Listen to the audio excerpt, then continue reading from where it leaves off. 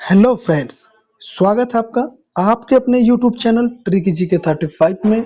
दोस्तों, आज की इस वीडियो में हम आपके लिए लेकर के एक छोटा सा प्यारा सा टॉपिक जिसमें हम भारत के राष्ट्रीय प्रतीक और चिन्ह के बारे में बात करेंगे। और ये छोटा सा टॉपिक जिसमें संबंधित क्वेश्चन एग्जाम में आ ही जाते हैं और यहाँ से क्वेश्चन पूछे ही जाते हैं। अगर स्टैटिक की बात करें तो यहाँ से एक दो क्वेश्चन आपके आ जाते हैं। और वैसे भी आपको इन सब के बारे में पूरी जानकारी होनी चाहिए, हमारे देश के बारे में। तो बिना देरी किए स्टार्ट करते हैं। और वीडियो में आगे बढ़ने से पहले अगर चैनल पर नए हैं तो चैनल को सब्सक्राइब कर लीजिए, बेल आइकन को प्रेस कर लीजिए ताकि हमारी आने वाली वीडियो की नोटिफिकेशन आपके पास सबसे पहले पहुंचे। आइए बिना देरी के स्टार्ट करते हैं पहले क्वेश्चन से। तो आपका पहला क्वेश्चन है कि भारत का राष्ट्रीय ध्वज तिरंगा है। हमारा राष्ट्रीय ध्वज तिरंगा है, उसकी लंबाई और चौड़ाई का क्या अनुपात है, यानी वो कितना लंबा है और चौड़ाई में कितना है। ये एक अनुपात के हिसाब से ही बनाया गया और उसी अनुपात में हमेशा हमारा ध्वज बनता है। तो ये है आपका 3:2। कितना है? 3:2। कभी कभी कंफ्यूज कर देता है एग्जामिनर और वो आपको क्वेश्चन देगा किस तरह से कि ये बताइए कि भारत के राष्ट्रीय ध्वज की चौड़ाई और लंबाई का अनुपात क्या है।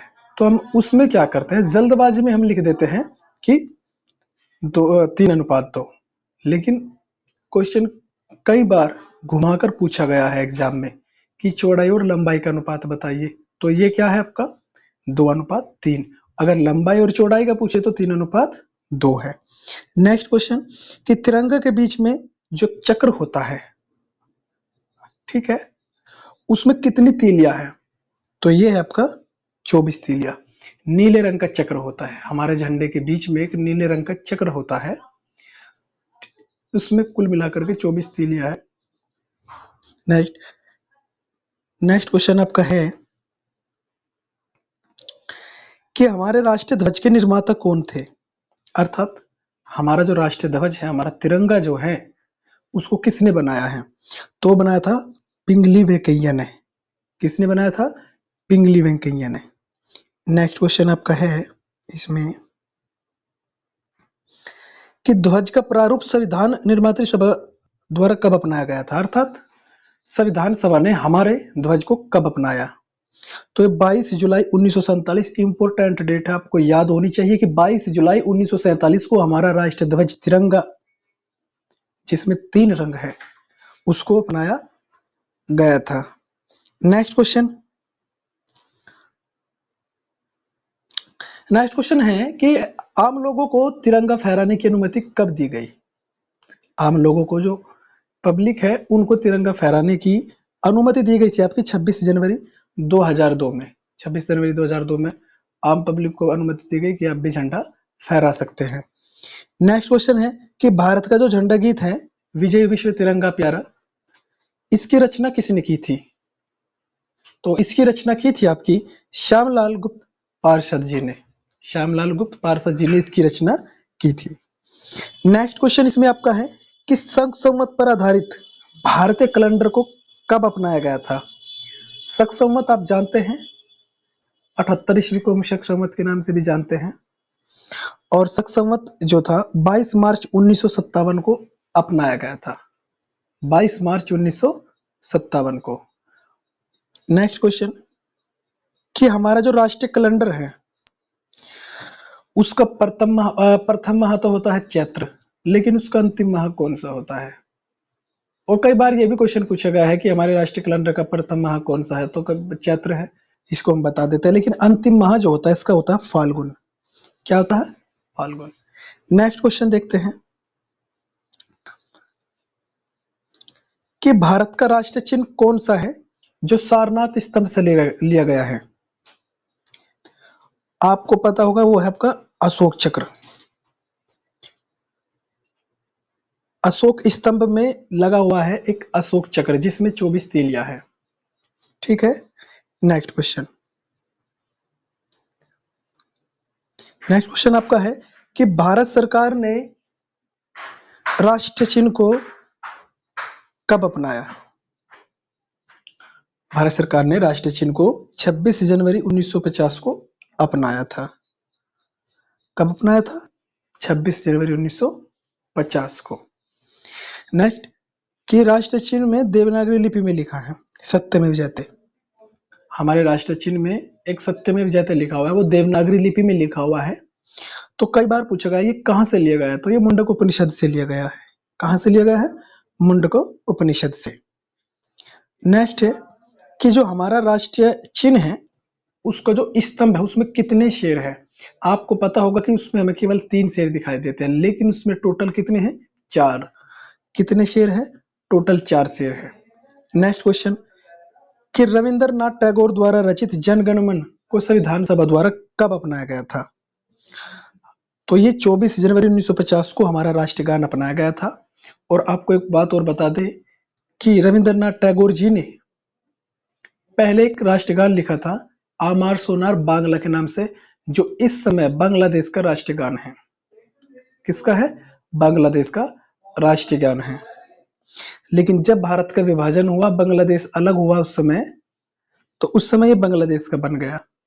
ठीक है दोस्तों, अगर वीडियो पसंद आ रही हो तो चैनल को सब्सक्राइब जरूर कर लेना। नेक्स्ट क्वेश्चन देखते हैं आपका। राष्ट्रगान को सर्वप्रथम कांग्रेस के कलकत्ता अधिवेशन में गाया गया था। कौन सी तारीख थी और उस समय कांग्रेस की अध्यक्षता कौन कर रहा था?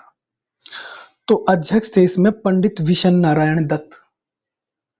जब प्रथम बार राष्ट्रगान जनगण मन को गाया गया था 27 दिसंबर 1911 के कलकत्ता अधिवेशन में पंडित विश नारायण की अध्यक्षता में इसको गाया गया था। नेक्स्ट, राष्ट्रगान ने सर्वप्रथम जनवरी 1912 में तत्वबोधिनी पत्रिका में भारत भाग्य विधाता शीर्षक से प्रकाशित किया गया था। जो हमारा राष्ट्रगान जनगण मन है इसको 1912 में तत्वबोधिनी पत्रिका भारत भाग्य विधाता शीर्षक जिसका था उसमें प्रकाशित किया था ये रविंद्रनाथ टैगोर जी ने। किसने? रविंद्रनाथ टैगोर जी ने, जिन्होंने बांग्लादेश और भारत दोनों का राष्ट्रगान लिखा है। नेक्स्ट कि राष्ट्रगान गाने में कितने समय लगता है? इसकी भी एक नियत समय है। कितना? 52 सेकंड। इसकी एक कम समय भी होता है जिसमें पहली और आखिरी पंक्ति गाई जाती है, वो आपका कितना है? उसमें 20 सेकंड लगते हैं आपके। कितने? 20 सेकंड्स। नेक्स्ट क्वेश्चन कि एक बंकिम चंद्र चटर्जी ने हमारा वंदे मातरम की रचना करी थी, राष्ट्रीय गीत वंदे मातरम, जिसको हमने अपना राष्ट्रीय गीत बना है, उसको 24 जनवरी 1950 को अपनाया गया था। कब? 24 जनवरी 1950, जिस समय संविधान सभा की अंतिम बैठक हुई थी और डॉक्टर राजेंद्र प्रसाद को भारत का प्रथम राष्ट्रपति बनाया गया था 24 जनवरी 1950 को। उसी समय संविधान सभा ने राष्ट्रीय गीत के रूप में वंदे मातरम को अपनाया था, जो बंकिम चंद्र चटर्जी द्वारा लिखा गया है। और आपको बता दें आज भी हमारी संसद में जो होता है राष्ट्रगान से स्टार्ट होता है और राष्ट्रीय गीत में समाप्त होता है बाद में। नेक्स्ट क्वेश्चन कि राष्ट्रगीत का प्रथम प्रकाशन जो है 1882 में बंकिम चंद्र चटर्जी ने के उपन्यास में हुआ था, उसका नाम था आनंद मठ। उस उपन्यास का नाम था आनंद मठ जिसमें ये प्रकाशन हुआ था। ठीक है। नेक्स्ट क्वेश्चन कि अब हमारे राष्ट्रगीत जो है इसको पहली बार कब गाया गया था? तो इसको 1896 के कांग्रेस का अधिवेशन था, कोलकाता अधिवेशन, जिसकी अध्यक्षता रहमतुल्लाह सैनी जी ने की थी। उस समय सबसे पहले प्रथम बार हमारे राष्ट्रगीत को गाया गया था 1896 में।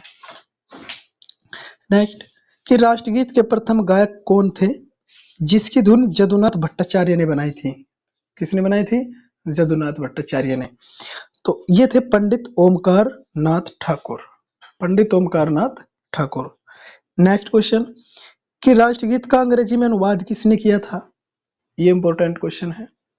तो राष्ट्रगीत का अंग्रेजी में अनुवाद किया था अरविंद घोष ने। किसने किया था? अरविंद घोष ने। नेक्स्ट क्वेश्चन आपका देखते हैं कि हमारे राष्ट्रगीत को गाने में कितना समय लगता है? तो ये समय लगता है आपका 1 मिनट 5 सेकंड या फिर आप 65 सेकंड इसको कह सकते हैं। नेक्स्ट क्वेश्चन आपका देखते हैं